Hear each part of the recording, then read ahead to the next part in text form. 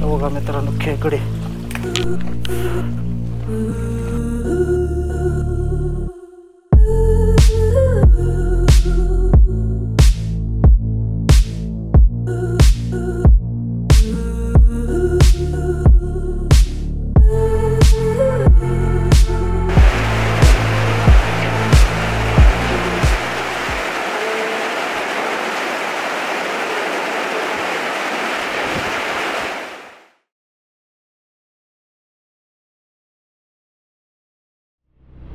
नमस्कार मित्रांनो, खूप दिवसानंतर परत आपण व्हिडिओमध्ये भेटतो. तर मित्रांनो, ह्या व्हिडिओमध्ये आहे ना तुम्हाला भन्नाट असे कंटेंट्स बघायला मिळतील. तर आज चाललो आहे आपण पुण्यापासून जवळच असलेल्या एका प्रसिद्ध जागी. ते तुम्हाला पुढे गेल्यानंतर कळणारच आहे. तर मित्रांनो, व्हिडिओ शेवटपर्यंत बघत राहा. आपल्या व्हिडिओमध्ये कंटेंट म्हणून आता एक गोष्ट ॲड केलं की बाहेर आउटडोअरला जाऊन आपण रेसिपी बनवणार आहे खतरनाक, ती निसर्गाच्या सान्निध्यात बसून. तो भारी असा हा व्हिडिओ होणार आहे मित्रांनो. तुम्ही बघा, लाईक करा, शेअर करा, सबस्क्राईब करा आणि मस्त माझे असे कंटेंट्स बघत राहा. व्हिडिओमध्ये कुठल्या गोष्टीची इम्प्रूव्हमेंट पाहिजे ते नक्कीच कमेंटमध्ये सांगा.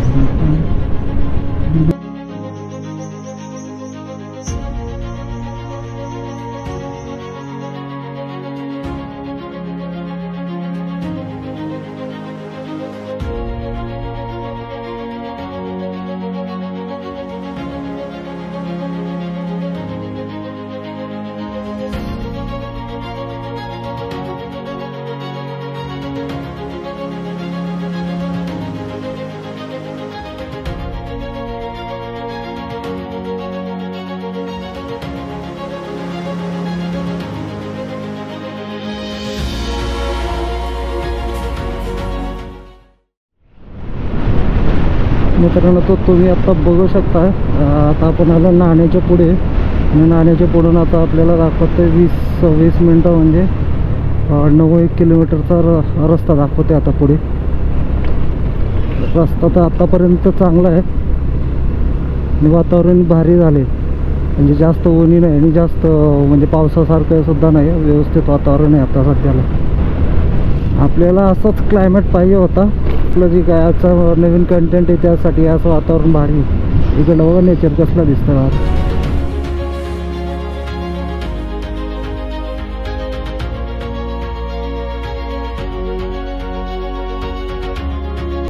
मित्रांनो, ते रस्त्याच्या कडेला बोर्ड असतात त्याच्यावरती कोंडेश्वर मंदिराचं डायरेक्शन दाखवलेलं आहे. म्हणजे तेवढं काय अवघड नाही आहे. सरळ सरळ आपण कामशेतमधून बाहेर आलो की हा रस्ता सरळच आहे आणि जिथं एंड होईल ह्या रस्त्याचा तेच स्पॉट म्हणजे कोंडेश्वर मंदिराचं आहे. आणि तिथलं नेचर तर एवढं भारी आहे, तो मला पुढे जाऊन दाखवणारच आहे.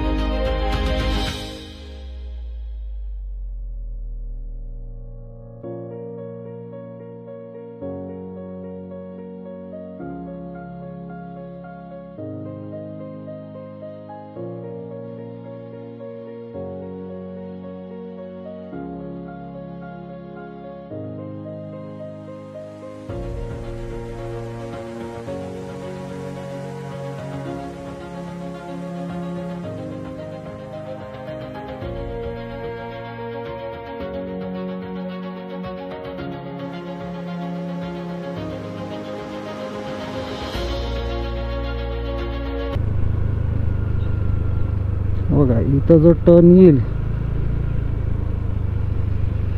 त्या टर्न पासून लेफ्ट साईडला आपल्याला वळायचं आहे कोंडेश्वर मंदिराकडे.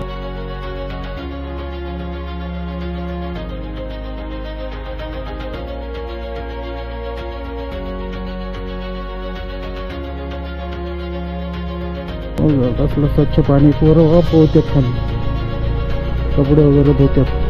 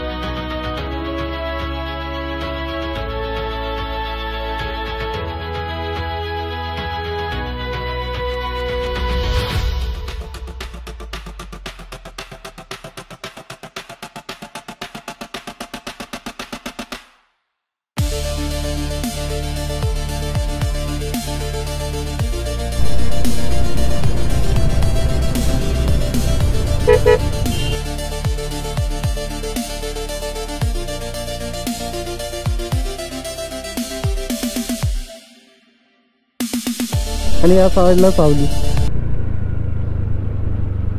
इथे काय स्नॅक्स, मिसळ पाव आहे का? बरं ठीक आहे, बघतो पुढे.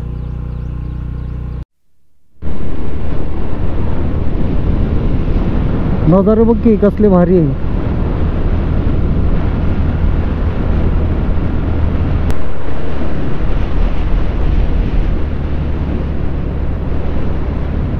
मित्रांनो, जर आत्ता पाऊस असला असता ना, इथून सगळे धबधबे वाहिले असते. बघा ते सगळं पांढरं पांढरं पाणी दिसते सगळं.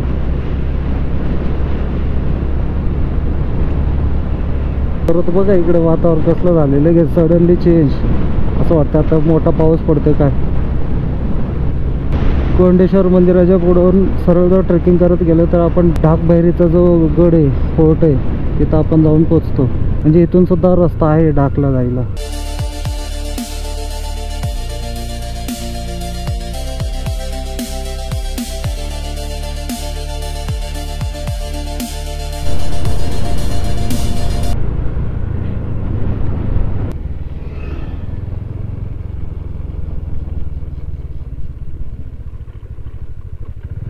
मिसळ भेटल, मिसळ. मावशी मिसळ आहे का? काय दुसरं?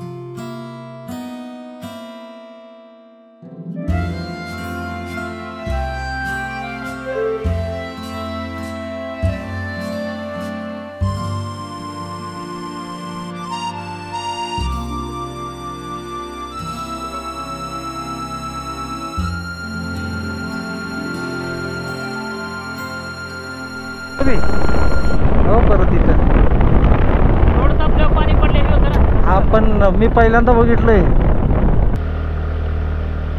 घाट आहे का इथं पुढे?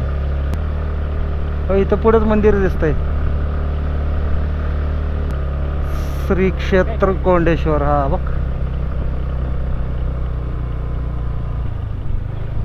मित्रांनो आता आलं श्री क्षेत्र कोंडेश्वर मंदिराजवळ. हे बघा इथं हे बघा. हा हो इथं दूर. हा हो हे मंदिर आहे बघ. आल्यासारखं वरत आहे का ना.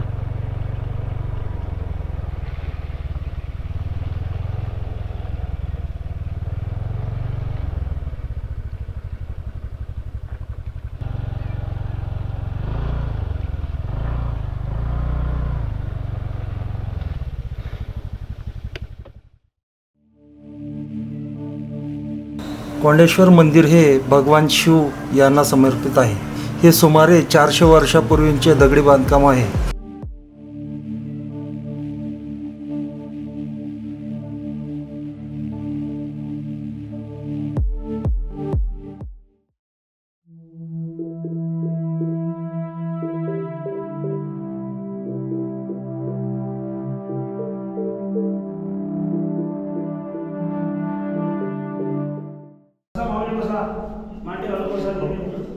येणाऱ्या भाविकांचं कोंडेश्वर देवस्थान ट्रस्टीच्या वतीने अभिनंदन, स्वागत, धन्यवाद देतो. धन्यवाद धन्यवाद. आपण एक शिवनामाचा जप करायचा सर्वांना. सर्वांना विनंती आहे, एक शिवनामाचा पंचाक्षरी मंत्राचा आपण दीर्घ स्वरामध्ये तो जप करायचा आहे. आपल्याला शिवनामाचा जप करायचा आहे. एक 5 मिनिटं दीर्घ स्वराने तुमच्या चित्ताची एकाग्रता झाली पाहिजे. सज्ज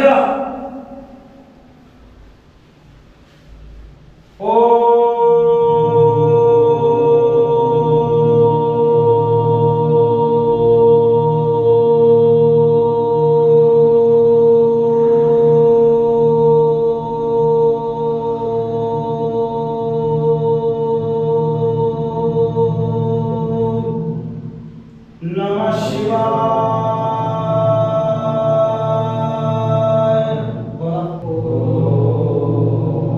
दीर्घ सुख घ्यायचा जेवढा तुम्हाला चेतन तेवढा. धन्यवाद धन्यवाद. या या. नमः शिवाय.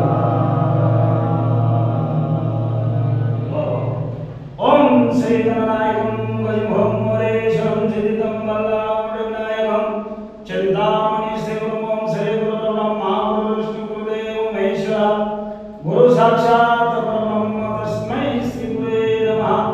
नारायण नमस्कृतं देवी सर्वदेव वासुदेव हरि गजानन गणपते पार्वती पते हर महादेवा. कैलासनाथ शिवचंद्रमणि महेंद्रनाथा मोठे धारे कारण सिंधो भवदुःखाय तुझवीन शंभो मजपुरतारे. सुखा सार्गे पूर्ण वैगजाचे प्रतिष्ठा परिज्ञान योगेश्वराचे कभी वाल्मिका सारिका मान्य ऐसा सगळ्यांनी नमस्कार करायचा आहे. नमस्कार माझा श्री सद्गुरु रामदासा अवंसाय सत्यस्तयं ब्रह्माशंकर शरीरार संस्वादं स्वदेशी प्रश्य भावना. हरि ओम नमृत्युर्वर्तनिष्ये. शांती शांती शांती. वक्रतुंड सूर्यकोटि समप्रभा निर्विघ्नं कुरु देवी सर्वकार्येषु सर्वदा. ओम श्री मंगला मंगले त्र्यंबकी गौरी नारायण नमस्ते. ओम वरुण देवता ग्राम देवता कुलदेवता मातृदेवता पितृदेवता विष्णुदेवता सर्वदेवे देवेभ्याय नमः. ओम श्री कोंडेश्वर देवताभ्याय नमः. ओम सम सम दत्ता सम माता सम पिता सम गुरुजी सम शिवाय. ओम सम सम दत्ता सम माता सम पिता सम गुरुजी सम शिवाय. ओम ब्रह्मा शिवंत्रियं कोटि दोष विनाशितम्. ओम ब्रह्मा शिवंत्रियं जन्म पाप विनाशितम्. ओम ब्रह्मा शिवंत्रियं कोटि दोष विनाशितम्. ओम ब्रह्मा शिवंत्रियं जन्म पाप विनाशितम्. ओम धी श्री वी क्ली ओम धी श्री वी क्ली. ओम केशवाय नमः. ओम माधवाय नमः.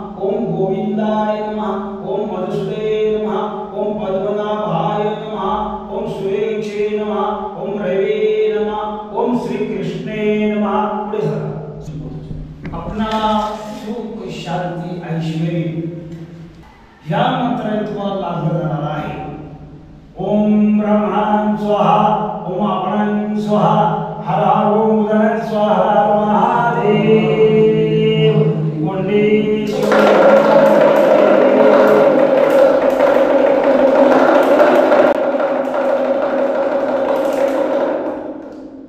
आपल्या मनातल्या मनोकामना हे भगवंताला सांगायचे आपण।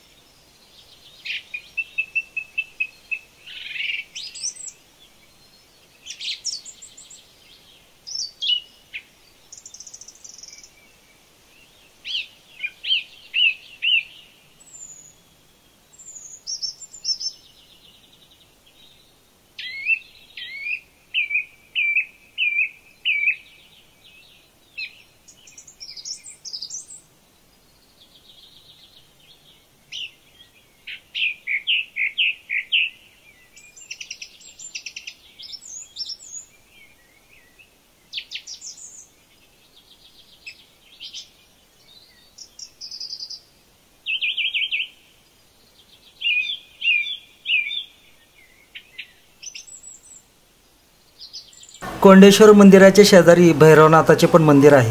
ह्या मंदिरामध्ये प्रत्येक सोमवारी प्रसादाची सेवा केली जाते। तसेच महाशिवरात्रीच्या वेळी इथे सप्ताही भरला जातो। महाशिवरात्रीचा सण हा मोठ्या उत्साहात साजरा केला जातो।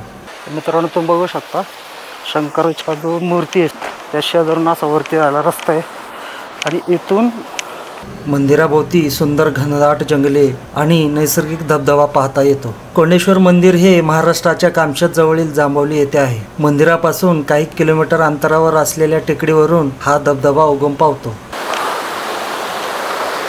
इथं पण नंदीची योग मूर्ती आहे बघा पाण्यात आणि कुंड आहे पाण्याची आणि अशा खाली राहतो घरी। इथून वर जाऊ आणि तिथं पुढे जाऊन कोकणकड्याला जाऊ आणि पुढे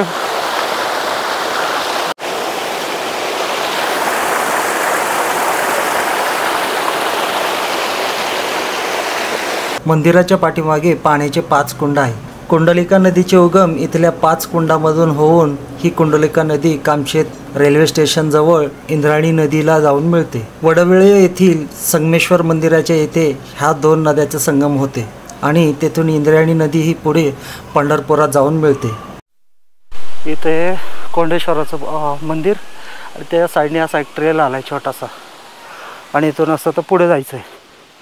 पुढे गेल्यानंतर कोकणकडा लागतो। हरिश्चंद्रगडाचा कोकणकडा नाही आहे, ह्या कामशेतचा कोकणकडा आहे।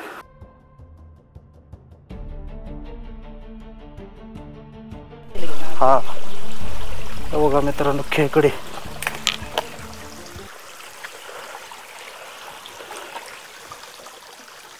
दिसतंय का? मला दिसेल हा ना।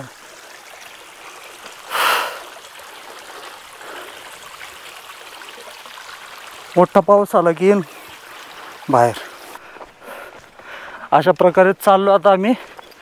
चलो कारवीचे झाड आणि कॅक्टस याच पाऊल वाटणं वरती जायचंय।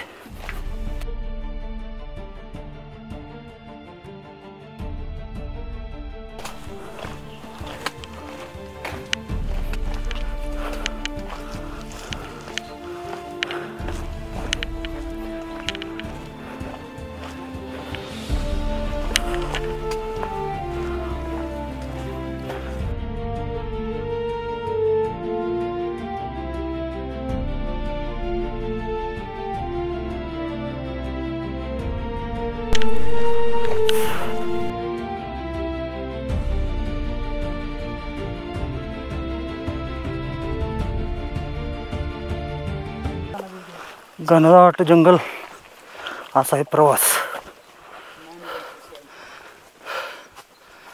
वाईल्ड वर्सेस पवन. हे ठिकाण पावसाळ्यामध्ये मनमोहक असते. डोंगराची उंची जास्त असल्याने ढग आणि धुक्याचे मिश्रण डोंगरामध्ये पसरलेले असते. कोंडेश्वर मंदिर आणि कोंडेश्वर धबधबा एकमेकांच्या शेजारी आहेत. असे हे ठिकाण आहे जिथे तुम्ही मंदिरात प्रार्थना करू शकता आणि एकाच सहलीत धबधब्यांच्या थंड प्रवाहाचा आनंद घेऊ शकता. पावसाळ्यात धबधब्याचा प्रवाह भरलेला असतो आणि तुम्ही तुमच्या कुटुंबासह थंड पाण्याचा आनंद घेऊ शकता.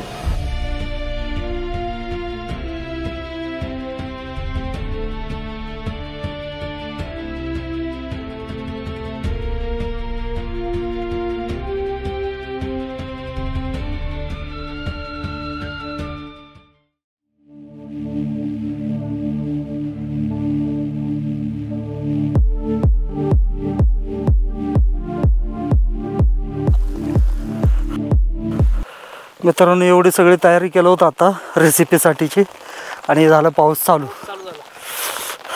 ढग थोडेच आहेत. किती मोठा पाऊस येतो काय माहित.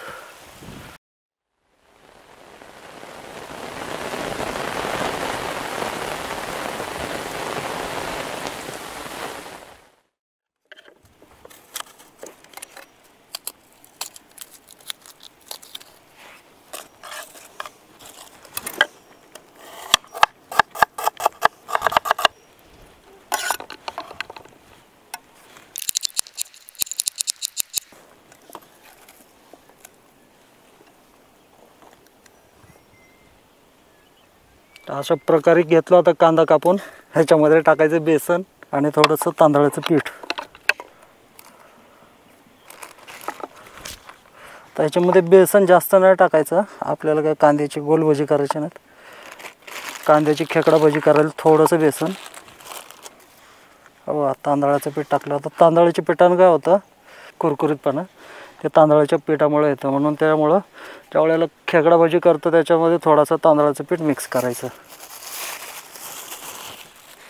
खाण्याचा सोडा टाकतोय थोडं.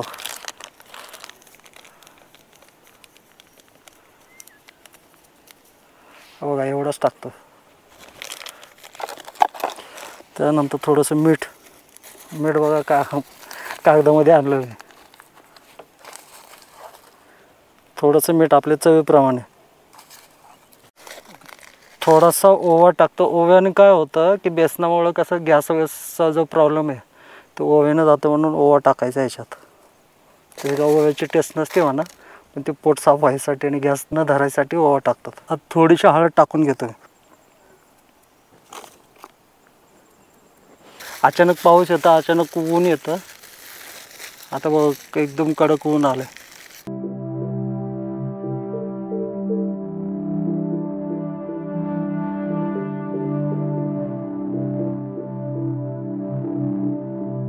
थोडं पाणी ॲड करतो. हा बघा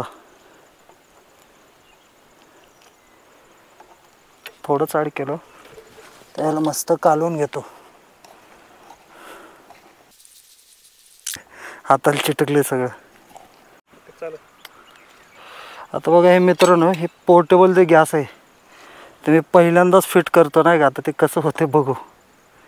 याला दिले लायटर विटर सगळे इनबिल्टच आहे. बघा असं आहे.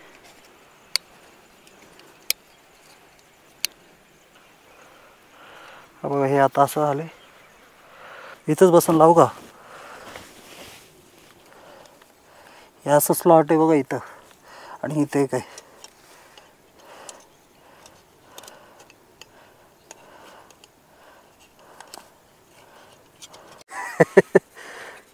हा बघा हे असं केलं बरं का सेट. पहिल्याच झटक्यात थोडं उडलं आहे पण केलं सेट. चला ते थोडंसं खाली हवा न लागायसारख्या जागेत नेऊन ठेवू.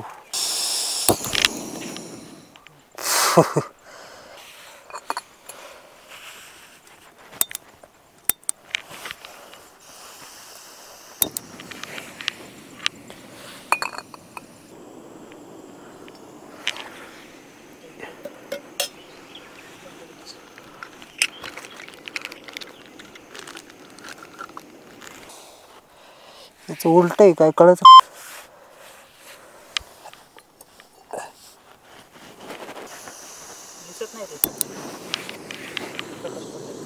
हा ना.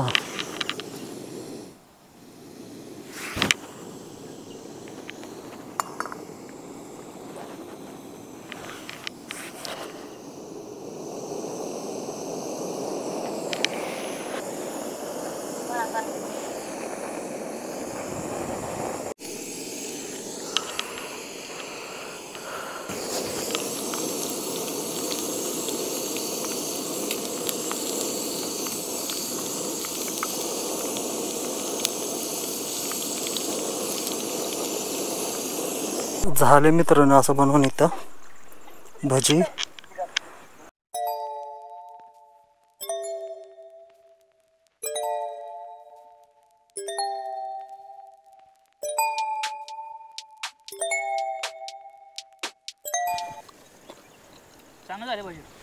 झाले ना चांगले, धन्यवाद. तर मित्रांनो असं आता निसर्गाच्या सानिध्यात बसून भजी खाऊन घेऊया. ते तुम्ही बघू शकता ढाकबैरी किल्ला.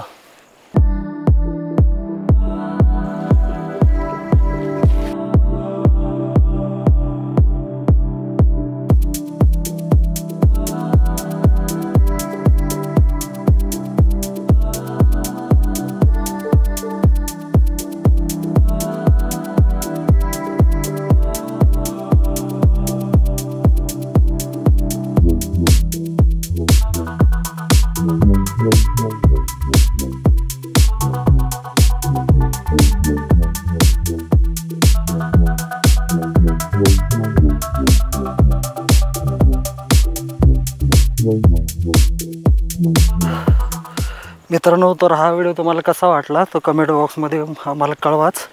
आणि असेच नवीन नवीन व्हिडिओ पाहण्यासाठी माझ्या चॅनलला सबस्क्राईब करा, लाईक करा, शेअर करा.